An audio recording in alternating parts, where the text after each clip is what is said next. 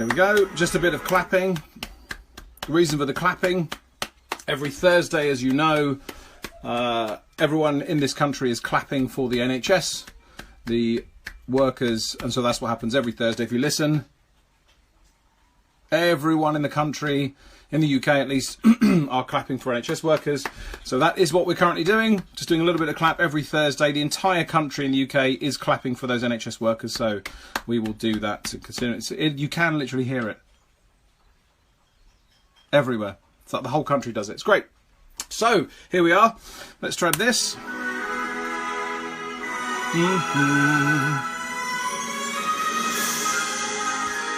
Little bit of a clue about tonight. Studio 52 live, number 51, 51 days straight. And wow, we have an amazing guest tonight, which I'll announce in a second. After an amazing week, we have had David Williamson, Steve Forty, David Blaine, and now our final guest. It's been pretty amazing. 51st show, the 52nd show, the last show, which is tomorrow. This is the final interview show today. Tomorrow is the charity fundraiser, where I'll be doing a 24-hour mega show. Okay? Mega show. And the whole thing will be done for charity. And that charity, I will now announce, is Mind. They are a charity which looks after the mindset, healthy mind, the kind of all the issues that may go surrounding a lot of the situation we're in at the moment with the COVID-19 and social isolation. So looking after the mental health of people generally, but also very specifically in this time period. You know, lots of people who aren't necessarily sick suffer very, very much from forms of isolation, depression, and all kinds of stuff like that. And so we will be doing a 24-hour charity fundraiser specifically for Mind. The link for that is JustGiving/Studio 52. If you want to go to that, that's JustGiving/Studio 52. Then you can make a donation. It goes direct to Mind, and nothing comes to us. It goes direct to Mind. We will be taking a live count and pledging that over the whole 24 hours and updating you. But that's what that's for, to look after the mental health of everyone. So it took us a long time to think about the right type of charity, and for me that felt absolutely perfect, especially when we're doing a lot of stuff on here about community and people's well-being. So anyway, without waffling on anymore, gosh, I'm excited. This is fun. Didn't expect to be saying this. So I'm about to introduce our next guest. I can see that they're in. So hello. Right, here goes. Our next guest has a star on the Hollywood Walk of Fame. That's right. They're also knighted by the French government. That's true. Now, this person is also the most commercially successful magician of all time, outselling tickets from Madonna, Elvis, and Frank Sinatra. Insane. It is the amazing, the world famous Mr. David Copperfield. That's right, I just said those words. Now, let's bring him in. This bit's always the tricky bit. Let's go. Let's have a look. See what happens.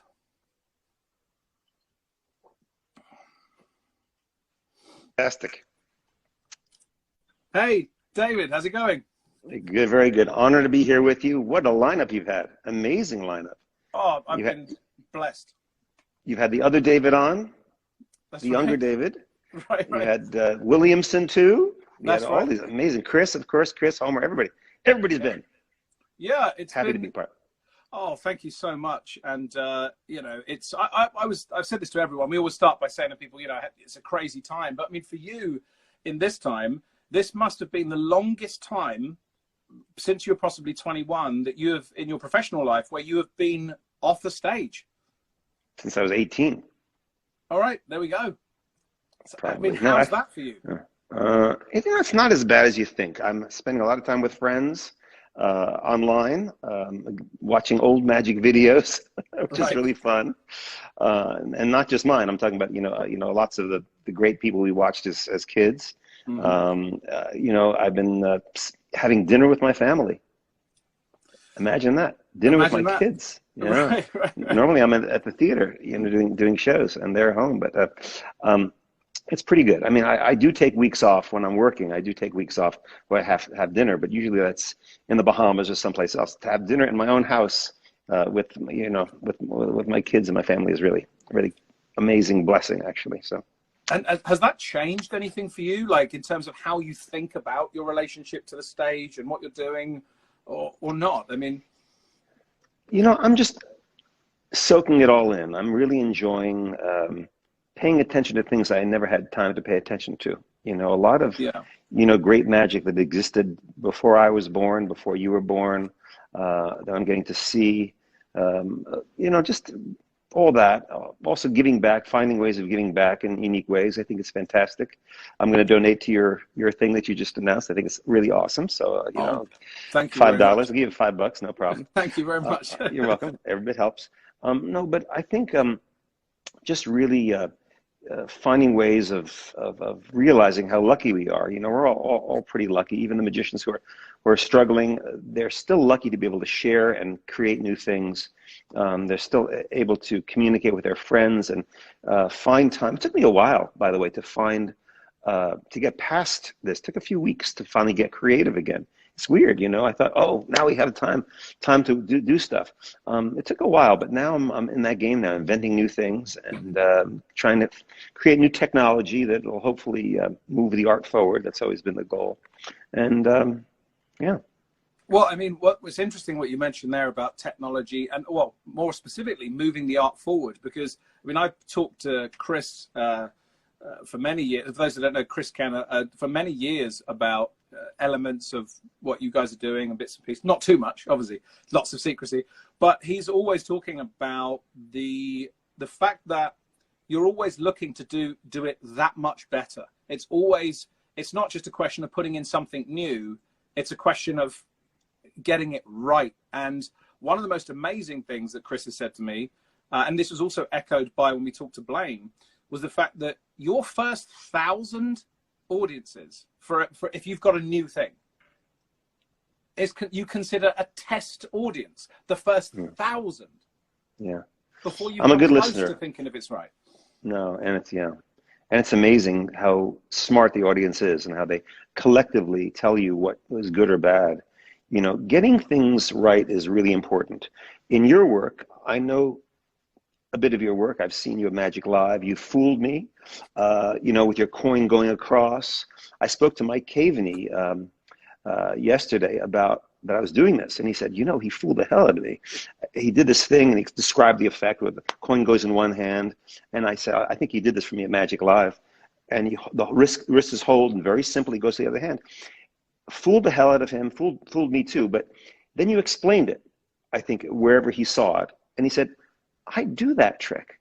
That's something that I do. And he fooled me with the thing that I do. and he explained why. And it's interesting because as part of this conversation, the reason it fooled him is because you cared. You asked why about every detail. You asked, where should I be leaning? What's the timing that I do? Where's my hand position? Where is you broke down every little element for this thing that you could have got amazement out of an audience in the very beginning, but you broke down so carefully that it fooled people that knew the effect. And congratulations to that. It worked on me, but it's what I do too. It's what I care about, every little detail. And we're not happy with anything until we've done it not just 1,000 times, but until it really feels right. And it's because I ask why. I asked why even when I was a kid. I said, well, why is there dragons on a box that guy's doing? Why is that? Why is there diffraction grading? What is the reason? Why is that? It's a good question. Wherever there are dragons, it's a good question, right? Yeah, except Piff, our pal Piff. Right. There's a reason for that. Or if you're doing a Chinese and an Asian-based act, maybe that makes sense. But, why is the girl getting in the box with the...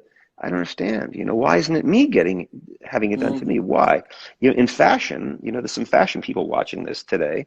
And, in fashion, when they take a photograph, the background's important, right? The design is important. The position of the light is important. They think of all those things.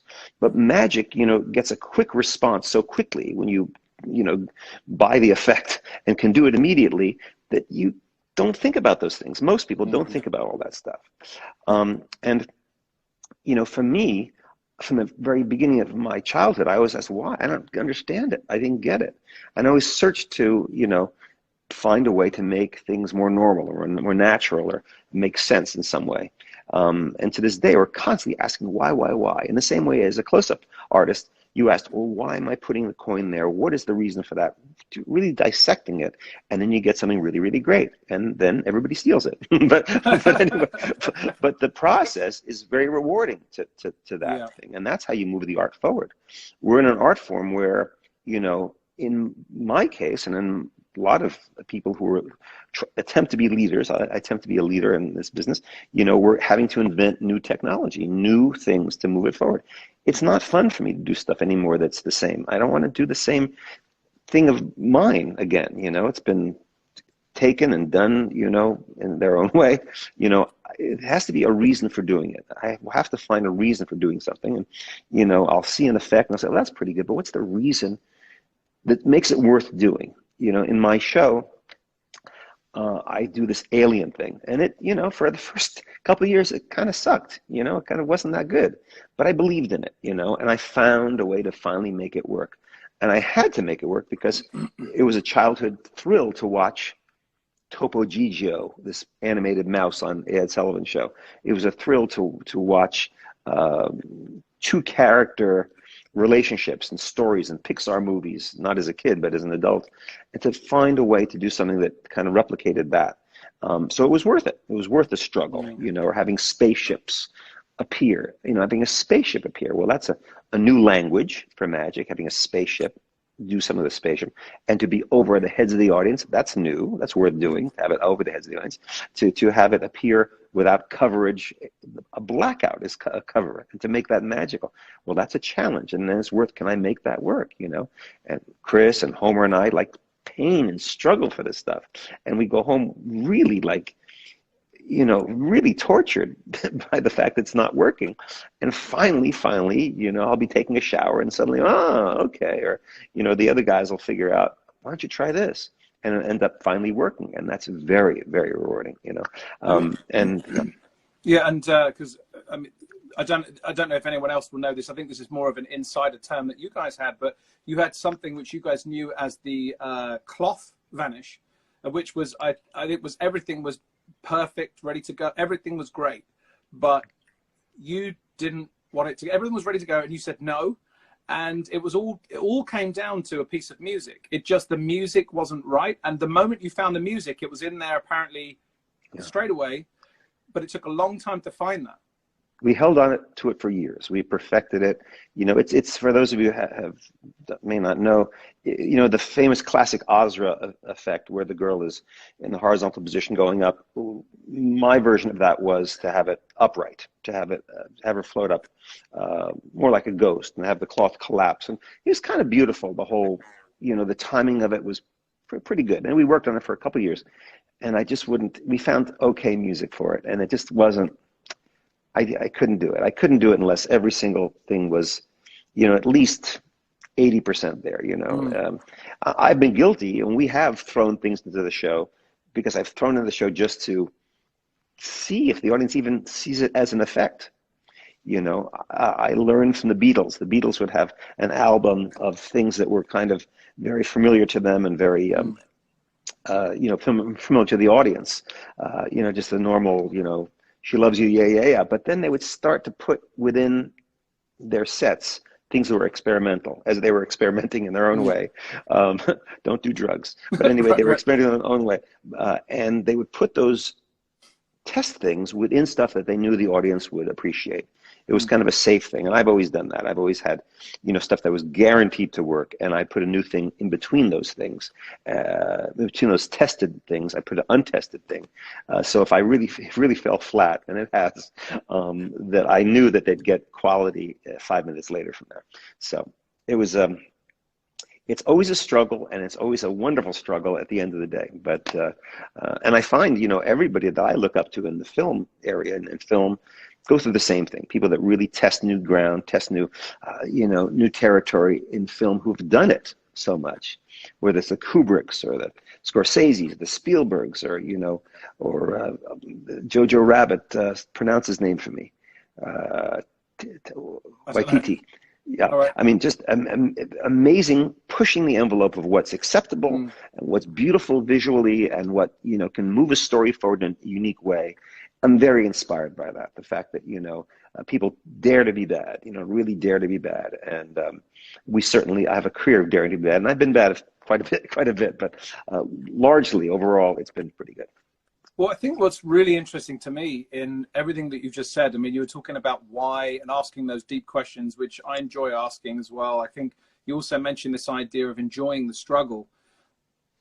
But what's interesting to me in that is you said the word feel a number of times, where it's something that is coming from an instinctive place as to whether something's right or wrong. And I think for me, what's interesting to me, I mean, I'm essentially solo. In comparison to you have many, many people around you. How do you manage to communicate and explain feelings that you are having about things that are wrong or right? Because I don't know how I would do that to someone. I know when something doesn't feel right. It's very difficult for me to communicate exactly what it is. So when you have a feeling that something's not right, how do you go about solving that with other people? I have a great team, Chris and Homer. Homer talks about this, the fact that he kind of gave up arguing with me after a while and just said, he's listening now. Yeah, he said, you have to learn to trust you. Yeah.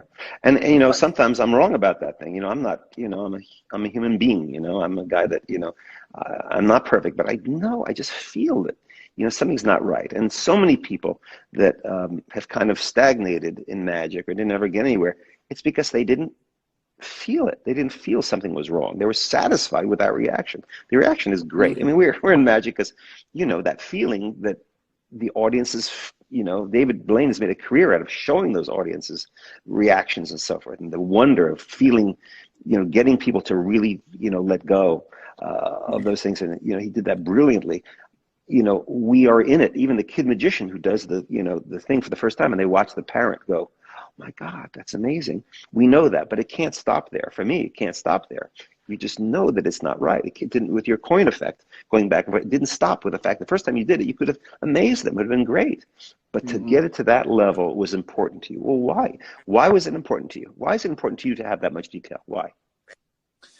Well, my instinct is that I don't feel that I can ever get to a place where I'm fully satisfied that it's perfect. I always think there is something that could be better. And in some places, I feel it might be because of naivety. Maybe it's something I don't know.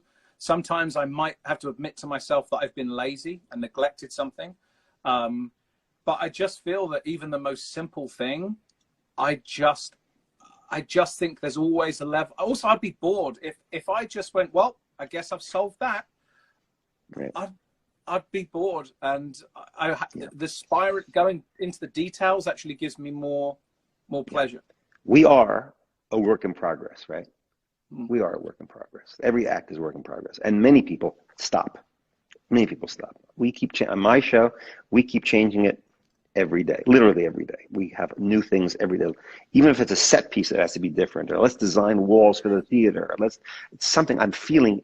How does it get to that level? And it's, partially because, I'm looking at Gone with the Wind.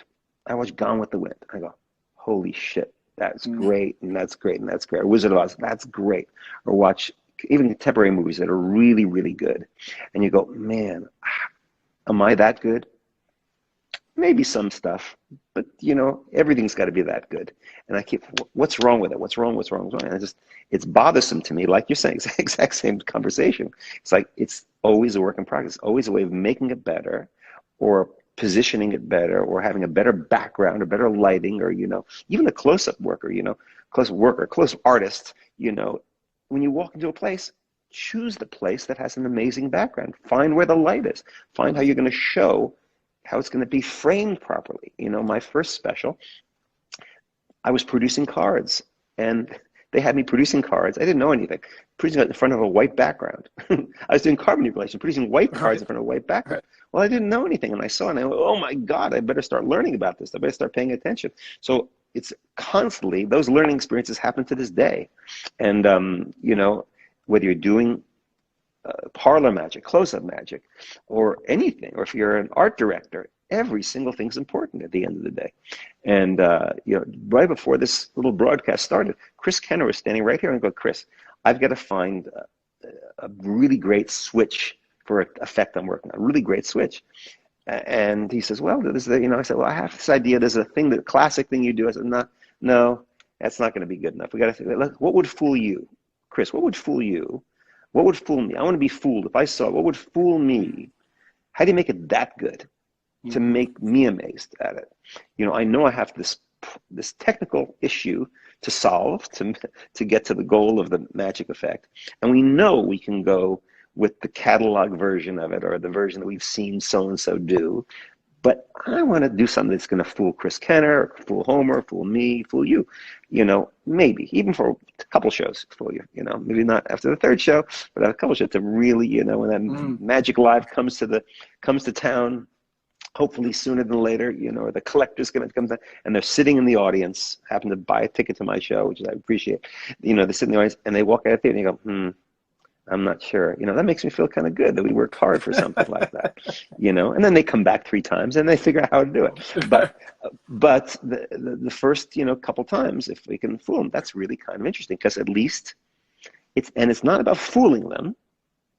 It's about pushing the art forward, finding a new piece of technology that actually has moved it forward a bit. And fooling is not the important thing. It's the fact that if we created something that's different, that has a new technique, fooling is evidence, but the actual purpose and goal is that maybe if it gets published someday, we've done something that's really pushed it forward. And I think that you've used the word technology a number of times, and I'm assuming by the way in which you're using it that you're not meaning necessarily a digital technical gadget. You're referring to essentially a process, a new process, which could be anything. I'm referring to all of those things. Yeah. It is, we've invented technology. We have actually technical technology. There's a lot of things in the current show that is technically different than what exists. Technically stuff that I don't want the public to see for a while. I want to be able to amaze with it for a while. Eventually the public will see and be able to use. It'll be a piece of technology, real technology that as in the way, in the internet of everything, we were doing that. But like you say, it's also a nuance. It's a passage of time. It's a lighting cue. It's a design element, just a design element. This becomes thicker, thinner. This becomes brighter or darker. You know, all those things matter. Everything matters. And, you know, then you don't stop there. The music's important. The story's important. You know, I tend to overwrite things. I overwrite. And my team overwrites. We make it, you know, we had this thing in the show, we combined an effect that Lysander, who's a fantastic magician, a levitation under the cloth of a person. And we held that for 2 years while myself and Homer and Chris created a way of having the person being able to do it in the middle of the audience, doing that effect in the middle of the audience, because that made it worth doing. To make a thing worth doing, you have a person levitating advantage in the middle of the audience. That would be worth spending time. And we spent a couple of years trying to do it and finally did it. But that effect was going to be a Facebook effect, where it was going to be a marriage proposal between 2 people who hadn't seen each other with FaceTime, not Facebook or Facebook, both. One of the two, you could pick. We're talking many different platforms now. And it was very involved. And the person on the other end would be reacting to that person live and do this demonstration of this effect. And finally, will you marry me would be the end of it. It was, wow, it was this incredible thing to really reach very far, to use this new thing called FaceTime or, you know, or Facebook, depending which we were thinking of, and to combine that with this thing. And we had audiences come in, not paid audiences. We had audiences come in. We took people out of the casino. MGM was totally pissed, you know, off the slot machines. And we had them sit for minutes. And they kind of went, yeah, that's nice. And so, but I could tell, you know, and their faces, They kind of went for it. We said no, and we kind of kept cutting back and back and back, and now it's a much simpler thing. It's still a story, still moving if people want to go with it, but the end result was so simple compared to this very complex thing.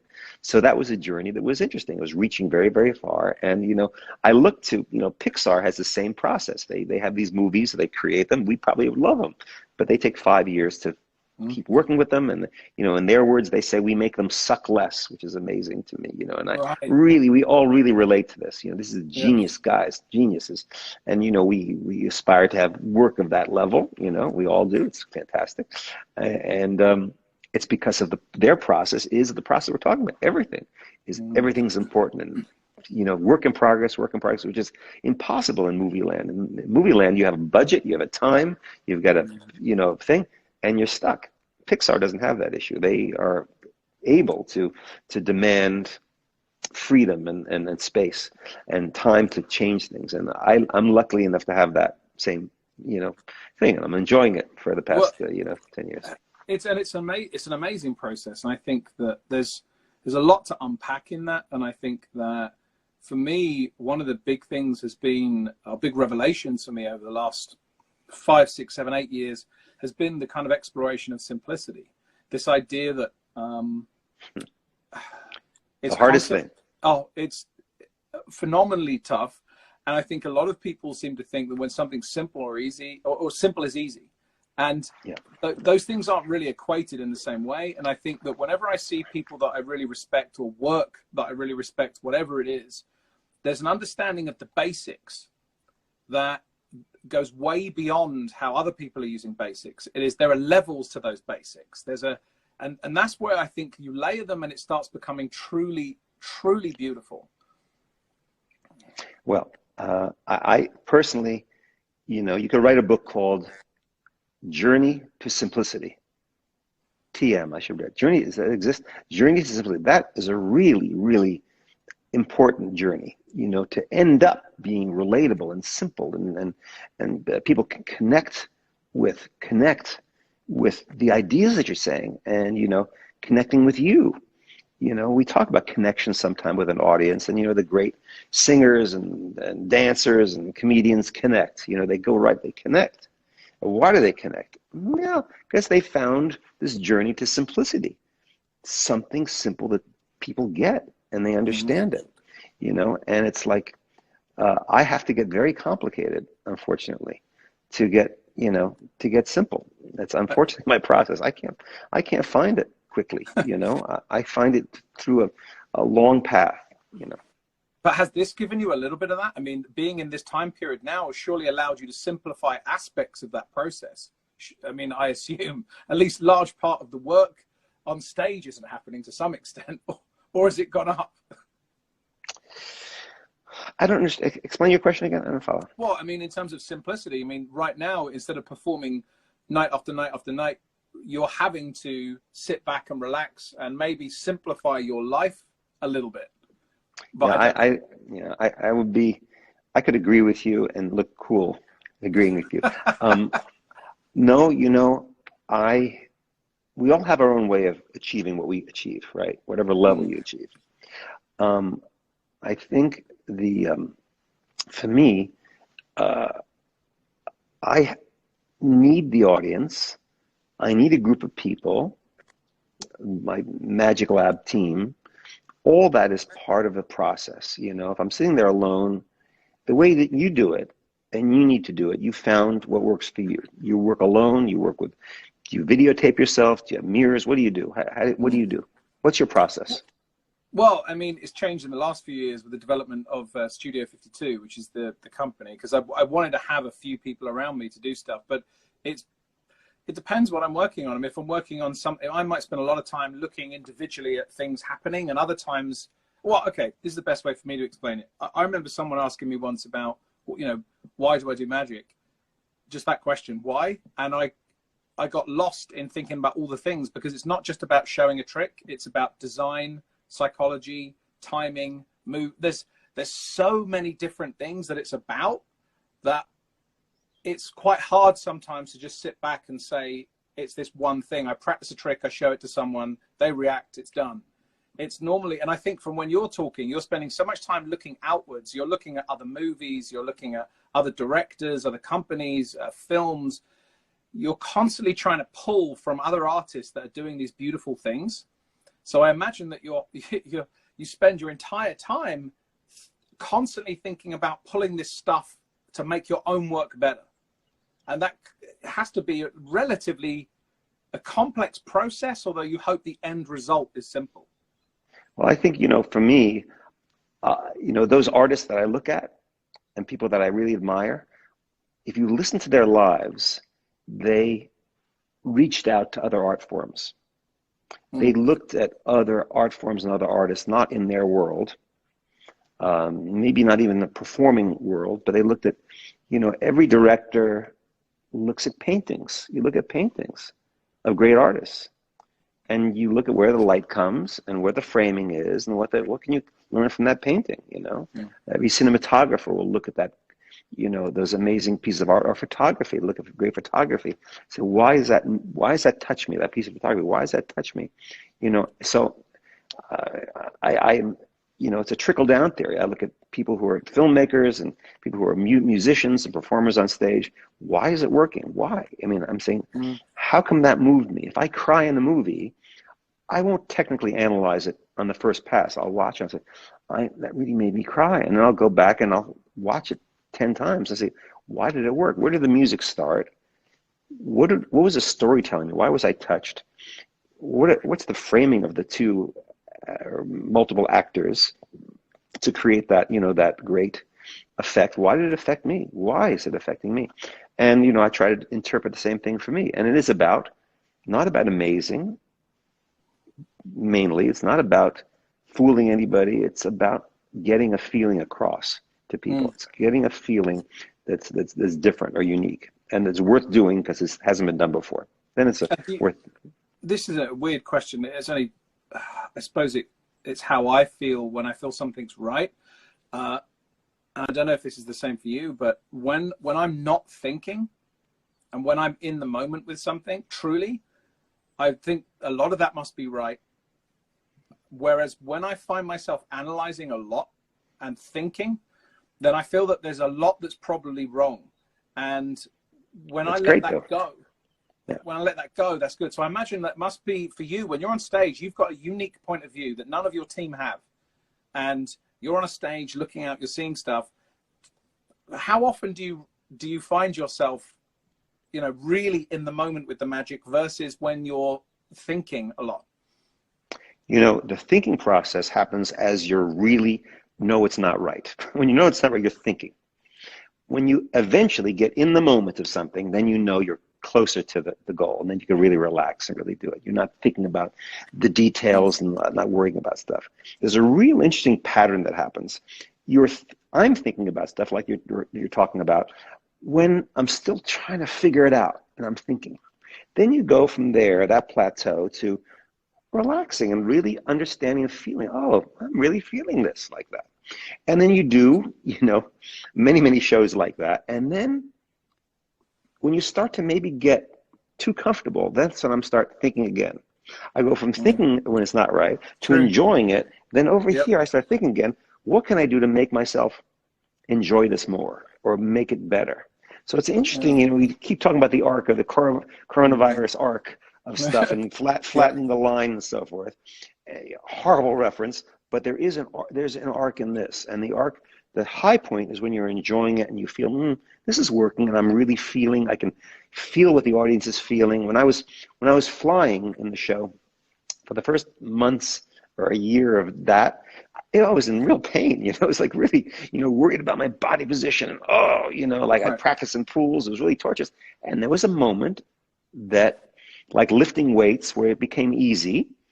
And I felt like I was flying. I really felt like I was doing it. I ignored the technology. I was able to really be in the moment and really fly. And the audience really felt it. They really got that difference, and it was here, the audience zooms in, it's a big wide stage. The audience kind of, your eyes are a zoom lens, and he's focusing on this. And oh, he's really feeling this. You know, you see an actor Mm, crying on stage. You go, oh, wait, hold on. He's really crying. Oh my God. They go, mm. oh, and they really feel it. You know, and I really enjoyed it. And then after a while, I started thinking, how do I make it better? You know, what do I put clouds in the background so they can see the relationship between me and flying cloud, you know, over and over and over. What else can I do? So it's an interesting arc of that. And I think you could relate to that same thing in, you know, the world that you're in. So. Yeah, I completely agree. And also, I tend to find if I then let something go, and when I've got that point where I feel this is, you know, not perfect, but I'm happy with it. If I let that go and then I come back to it over time, I will have done some more processing almost subconsciously about what that was. And it will, so sometimes I have to learn to let stuff go and not think about it and come back. Time is good. I mean, time, Mm. you know, some people songwriters can, you know, it took 10 minutes to write the song. Boom, yesterday, done, and whatever the time was. And then you go back, you walk away, and you go, oh, I should change this word here. If you started to work really hard at that point, you were not going to find that solution. Sometimes you have to put it away, you know, and not think about it for a while, which is hard for me, boy. When there's unsolved things, it's really troubling, you know, to me, and I'm really like, I can't sleep. But you're right. If you put it away, you can learn to put it away, do other stuff that's good, and come back and, oh, you know, it finally will reveal itself. And, you know, that's an amazing process that I think writers have, and, you know, screenwriters have, and musicians have, and, you know, even people who are doing in technology, you know, it'll be right in front of your face. The solution is right there, you know. Yeah, it's amazing. Yeah, and I think what's interesting, I mean, you've mentioned, obviously you're doing all that stuff on stage, and you mentioned me doing, you know, predominantly close-up, but you also have close-up in your show. And I mean, first of all, I suppose, before we get onto that, it might be for those people that haven't seen it, you know, how would you describe to people, like, your current show? Because we haven't actually, like, properly said, so what would you just say to people that haven't seen it, your current show is like? Well, it's a lot of unique viewpoint of magic that doesn't exist. You know, I like doing things that didn't exist before. You know, Yeah. a new language. You know, if you have spaceships that didn't exist before, things over your heads didn't exist before. Having an animated character, animatronics with magic didn't exist before. Having a time travel in that way, I think people have done time travel things, but time travel didn't exist that way. That's rewarding to me. You know, if I'm doing an effect that's somebody else's, I'll try to make it at least half of ours. You know, this idea of the boy in the audience levitating and disappearing. Doing it in the audience hasn't been done before. You know, what else is in the show? Because you have a lot of audience interaction in your shows. Tons, which we had to redo. We can talk about Right. the whole virus of it all, Right. and what I did towards the end of our run. But a dinosaur, you know, having a dinosaur in my show, who's, you know, that's unique in that way. I think, you know, having it, you know, and having not to just have a dinosaur, have a dinosaur that is appearing with a principle that never existed before. So I stole that principle from myself, from the Barclay House thing, the principle that is our invention, you know, of that thing. So, and have it not just a dinosaur appear, it appears five rows into the audience. You know, that's important. That hadn't been done before. Having a thing reach out over the audience. You know, have a appearance of a dinosaur that's 3 times the size of the actual container that it's in. So it's layer and layer and layer, beat the hell out of the idea. So not just accepting it as an effect, really take it as far as I can figure out how to take it. And then we're still working on it. We're still changing it, you know, and, you know, it takes 2 years to make a little change in it. But people react to it, you know. We have, you know, the story changed a little bit, the words changed a little bit, and I keep making, there's more to add to that. So it's very rewarding. So the show is, you know, stuff that you won't see other places, or else I wouldn't do it. You know, the close-up in the show, I do the floating rose thing, which is you know, but I do it in the audience, and that's what changed it. You know, to make it in the audience. That piece of music was, to me, everything. If I didn't have that piece of music, it wouldn't exist, and doing it in the audience wouldn't exist. And it's like it somehow, you know, I've done it for 20, 30 years. I try to take it out and it stays out for a while, but when I put it back, people just like love it. It's like it's an incredible thing. It's always been that. If you look through all my stuff in the past, it's always been the journey to have a different kind of feeling. Snow was a different kind of feeling, having the audience immersed in snow. No one ever saw that before. I knew it would be good. I knew having the audience be part of the onstage experience would be great. And now it's everywhere. Disney parks have it snow and they advertise it, but that came from me. They saw me do that thing on Broadway and so forth like that, and now it's in every theme park. So we keep moving on. But anyway.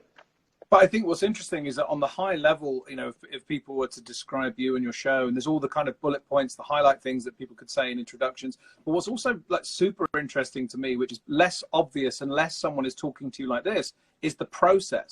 I mean, there's such a level of intention and detail and discipline that goes into making that. To me, that is the most interesting part of it. And Blaine said it about the work ethic, and you've mentioned it 100 times as well. It's that constant sense of looking, taking, adapting. That's really for me the real magic of, for want of a better phrase, but the real magic of what you do is that constant attention to detail and work ethic. People get this. We're in a world that focuses on money. They focus on how many people love numbers, how many shows you do, how many people you perform in front of, how much money do you have or make and stuff. And it is what it is. The process and what you really care about isn't any of that. That's a result of all those things. If you're lucky and you connect with the audience, people get so focused on that. They don't focus on the fact that my team really cares about moving magic forward, and we work really hard at it, and people, thank God, respond to it. And we make mistakes like every human being. We do. We haven't done Cats, but but we've done, I've gotten close to making some things that weren't quite right. Right. Cats wasn't that bad, but just wasn't quite right. People just jump on it and kill it. There's some good parts of Cats, but I think we've all had those experiences that we believed in and didn't quite work. And you have to really, lick your wounds and, put bandages on and kind of keep going, and we just lived it. We just really lived it. And I love this type of conversation, which is, about getting into those details, essentially philosophy, whether it's aesthetic philosophy or technical approach. To me, that those details are the stuff that make everything happen. And to me, it's great. But there's also like another question I want to ask you, which I suppose is a bit more standard, but I really want to know the answer to, which is slightly off the beaten track. But while I remember it, I have to. What your plans are with the museum, to talk about that, because you have the most insane collection on earth when it comes to magic stuff. And I wonder what your plans are with that. What's interesting, I never really paid attention to magic history when I was, first doing specials and so forth. And Caven, he said, you got to buy this Mulholland Library because it's going to be dispersed and it's a great collection. And I did, and, I didn't really get it, honestly. I had the money to do it and I bought it. And then I started realizing everything we're talking about now in this conversation existed before us. Everything, all these women and men went through all this stuff. And then it became interesting to me. It became stories as opposed to stuff. And those stories are pretty inspirational to me. And I learned a lot about, the fact that as a human beings don't learn from their mistakes. They keep doing the same thing over and over again. We think we learn a little bit we learn, but we keep doing the same crap to each other. We keep, there's still people copying stuff and like really gigantic fights over it. I learned from this, watching what Horace Golden went through, trying to protect his sawing in half, to fight for ideas, but maybe to move forward a bit instead of just in parallel to get protecting your rights, to move forward. Because luckily I'm able to create new stuff. But you just learn from these things and respect them, and their journeys were interesting. So this museum is an amazing thing, and I get to share it. We do exhibitions outside of Las Vegas, in New York. We did in LA. Little traveling exhibits will move around that won't expose secrets. As far as the magicians that come there, I watch people literally fall to pieces. They walk in there, they start crying when they see this stuff. And you ask them, why are you crying? He says, well, this is the reason I'm living, you know. We've got film directors, you know, who've sat there, very famous film directors who see the Méliès stuff and they start weeping. They get weeping. And I go, why are you crying? Well, it's because I wouldn't be here if it wasn't that. This is what had that much of an impact. So all our people in our past really have moved us and have influenced us and have set a stage for creating amazing things and to move the art forward. What's going to happen to the museum after I'm gone, I'm putting together a bunch of money. I'll have a bunch of money that I'm going to have to endow it, so it'll maintain and exist in hopefully even a better form that can share this idea, be a place to study. We're working on our library right now, the library, building cabinets as we speak, as people are putting lights in cabinets at the warehouse, and you know, to make this amazing library that can be a research center. My staff are working on, we call them the brown books, which are all of the kind of books of all the ephemera and letters and articles of stuff of everybody that you wouldn't believe. There's incredible stuff. I mean, thousands of things. It's beyond. It's an amazing thing, and it's an honor for me to be in this world and be able to preserve that stuff. You know, I don't know if I'm giving back or whatever, but I think I'm preserving the stuff because those stories are important. You know, and all the people contemporary. You know, you did all the stuff that you're doing actually now. The Williamson show that you did was awesome. The Chris Kenner thing, which is all about Williamson show, that was good too. You do a lot of Williamson shows on the show. Yes, I know. He's overtaken this whole thing. You know, he did some nice things for me as well, which is really, really cool. You can ask him about that. You know, he's such a. You know, there's lots of really talented guys. I was looking at the roster of all the people that did the thing. These are really talented, you know, men and women who really thought about this a lot, you know, have a lot to say. It's a pretty amazing group that we're in. And I think this whole time now makes, okay, there's magic conventions and all that stuff, which are fantastic. Stan Allen, you know, Richard Kaufman, they do amazing conventions. But this time has allowed me to see with all these podcasts that I see stuff I've never saw before, you know, and I'm realizing now, and I never really saw it before, because we're in the same frame, this frame. Yeah. So here's the frame, and we're seeing all these people that are really, and being reminded, I know these guys, and now I'm seeing they're really good. These people are really smart and talented, and they've given me so much, you know, and anyway, it's fantastic. Well, I mean, it's interesting because even though these times are changing and all this, like, these new opportunities can present themselves, like I was saying, that there is a link to the past, and there is a link to movie making in magic. There's a link to science. There's a link to all this stuff that a lot of people that don't know about magic don't know, that the history of it is intertwined in so many different things. So the fact that you're looking at things like Pixar in the future, but you're also looking to the past and drawing on all of that stuff, it's a very, I mean, yeah, I'm very envious of just being able to draw on so much stuff in that way. Must be in itself exciting outside of even the end result. Well, everybody that lasts, everybody that's really good, pays attention to everything. Yeah. What's the singer? My mind just went a blank, with the green hair in the center. Tell me her name, ladies. Singer with green hair. Big star. Billie Eilish? No? Billie Eilish. Oh, yeah. Billie Eilish. There's Billie Eilish. Okay. You know, my kids love her. I think she's fantastic and so forth. She knows about the past. She knows. Her parents taught about music, real music and so forth. Understood it. Gaga, there's another one. Cares about, you know, the 40s and the 50s, you know, all that music. Everyone that lasts in music and in things knows about the past, knows about now, just pays attention and listens and asks why. They ask why stuff, you know, and they ask, well, why is that good? And somehow that stuff creeps into what you're doing. You know, creeps into the contemporary work, even if it's you know, hip hop, even if it's just pure rap. Somehow the attention to the fact that there's an awareness of the past, everything around you, then it makes it more rich, and it somehow lasts more. It's great. There's a great answer. I couldn't agree more. I think that idea of allowing yourself to be influenced is, I think, a big part of it, which a lot of people are very resistant to, either the future or the past.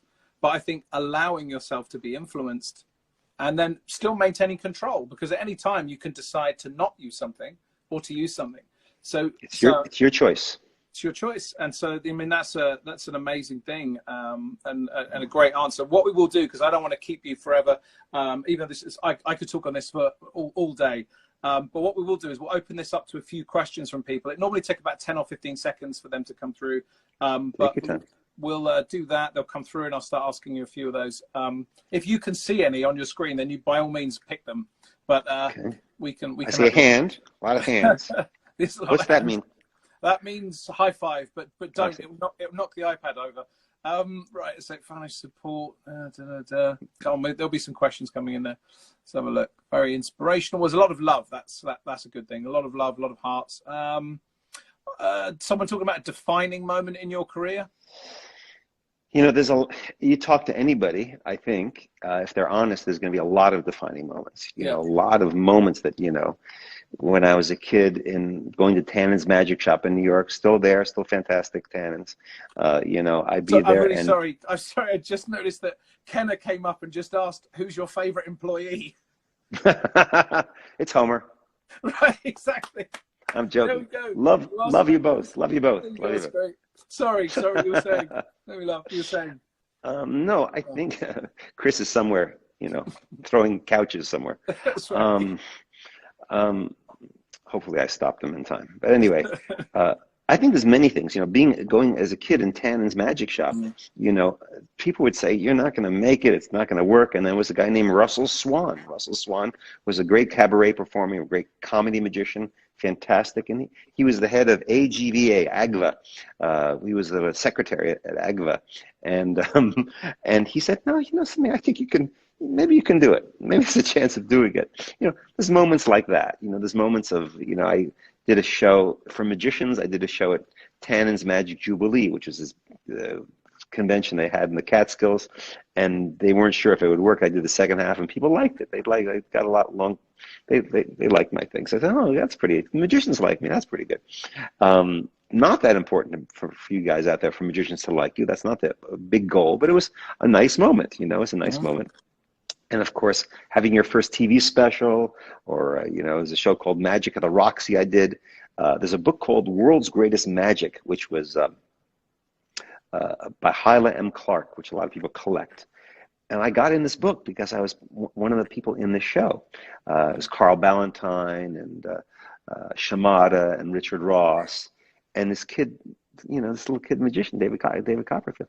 And I danced, and you know, there's moments of it that have hope to it. The audience really liked me, but I thought I sucked, honestly. I did the show at this theater, this beautiful theater in Pittsburgh, Pennsylvania, the Roxy Theater, and it was Amazing James Randi, who did a great job, Shimada, Richard Ross, Carl Ballantine, and these guys are great. And I was trying to change magic a little bit at that time, and I was dancing.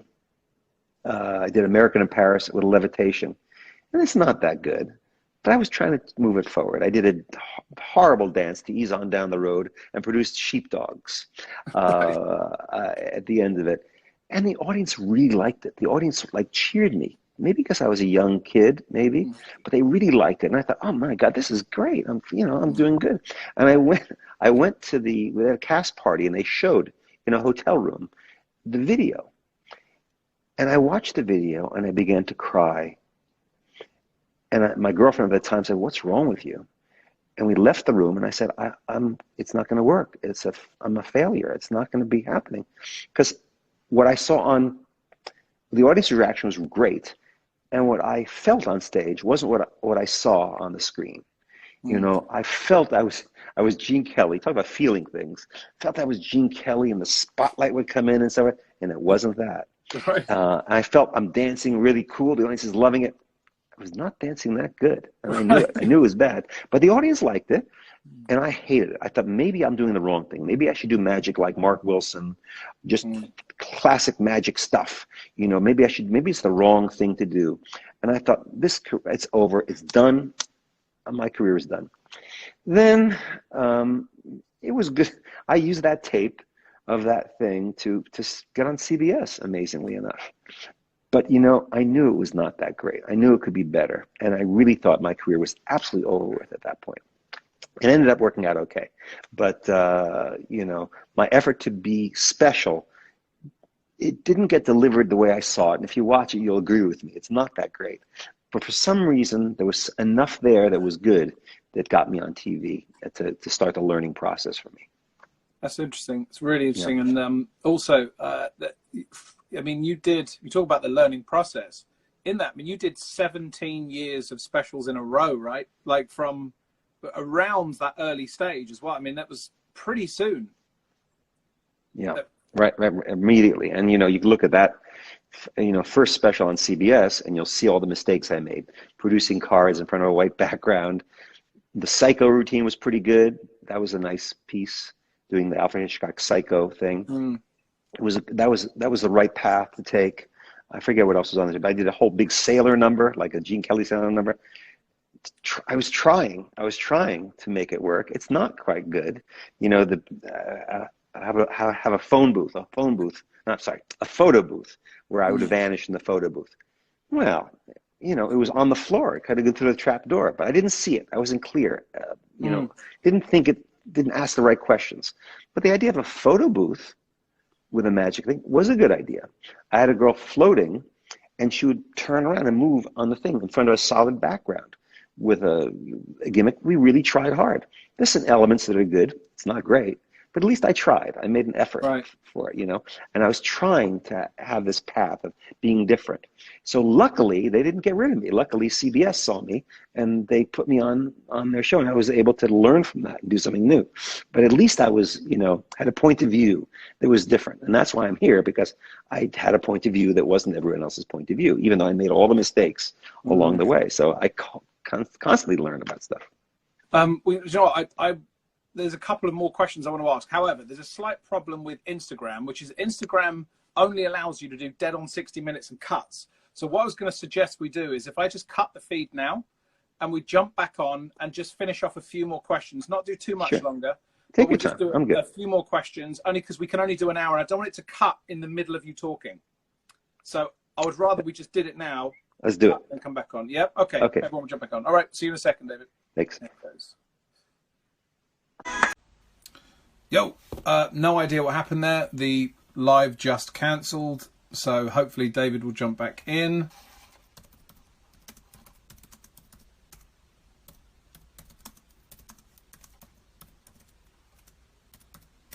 Right. That is a strange, weird issue that has happened. It happened a bit yesterday with Blaine. And it's just happened now as well, so apologies for that. This is one of the problems with doing stuff on here.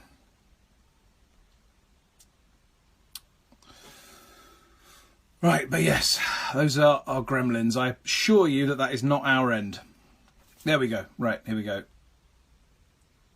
It's also not David's end either. It's just a RAM issue. There we go. Here we go. It's my fault. My fault. No, it's not. It's happened yesterday with David. It's a, I don't know what it is. It's an Instagram gremlin. It's okay. It's okay. But what I'm saying is, what's interesting, we were talking about, experience doing stuff. I say, besides all the preparation, it's get out there and do it. The audience will tell you what they like, what they don't like. I'm talking to singers. I'm talking to painters. I'm talking to playwrights. Just do it. Just get out there and dare to be bad and get out there and do it. And that's the way you learn. And that's the only way you can learn kind of you can copy other people, which you shouldn't do, but you can kind of get influenced by them and all that. But I think just by doing it, and everything you talk about with your work about how you have this spider sense of how you can mind control, you can't put that into words because it's a nuance, it's a thing, it's a way you move, it's the way you breathe and how you do that. How do you put that into words? You know, you can't. You just have to do it, and that's the arc, the goal of getting over that that moment, that obstacle of learning how to do that is extremely rewarding once you figure it out. You know, and you own it. You now own that. You know.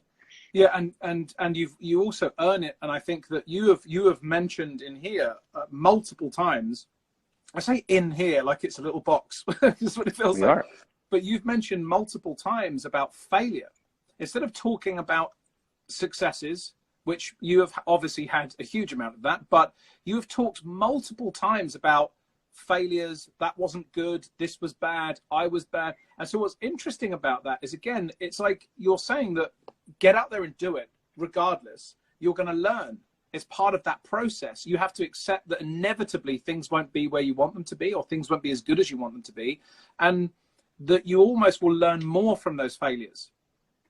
100%, 100%. And it's true of everybody. You know, I was complaining to a business friend of mine about stuff that was bothering me in life.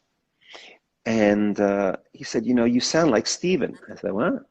He says, you sound like, you know, he's a good friend of Steven Spielberg. Does he sound like him? I said, what? He said, yes, same stuff, same frustrations. Happening now? Yeah, now. Like, you know, okay. So everybody goes through it, you know, and I continuously learn about stuff, learn all the time, you know. And if it's something that's worth doing, I love spending the time in finding it. I told you about me and Chris just a minute ago talking about, we got to make this better, you know. It's something inside me, I like it. That's the fun part, and then it goes into torture, and then finally it'll work and it'll be glorious. Well, look, you know, glorious is a great word to end on. And look, I could have this discussion all day, and it's been a real pleasure. I want to thank you from the bottom of my heart for coming on to do this live. This has been a great experience, and you know, just thank you. Huge thanks for coming on and being so generous with your time and also your experience and knowledge. We've chosen, you know, all the artists that came before me in this Instagram routine that you're doing is really, it's an honor to be part of it. I really respect them all. They're amazing artists. Thank you for Dynamo for tuning in. Different people, Homer and Chris are here. You know, thank you for tuning in. You know, I don't know if I've said anything that's of value, but I'm speaking from my heart, and I'm an honor to be with you and your whole team. Oh, thank you so much. And one final thing for you, is there anything you want to say to everyone watching before you go? Get well soon. Get well soon. Let's get back out there. Awesome. Thank you so much, David. Real pleasure. And yeah, stay safe. We'll speak soon. Thank you. Thank you. There we go. I'll do this. There we go. That was the amazing David Copperfield. That just happened. That's right. In case you didn't know. So yeah, thank you guys for watching. I hope that was fun. A couple of little gremlins in there, but don't worry, we'll get all of that stuff sorted. So yes, that's good. Anyway, right, I'm a little bit flustered. Oh, very hot under these lights. I had to jump off and open a window in the break.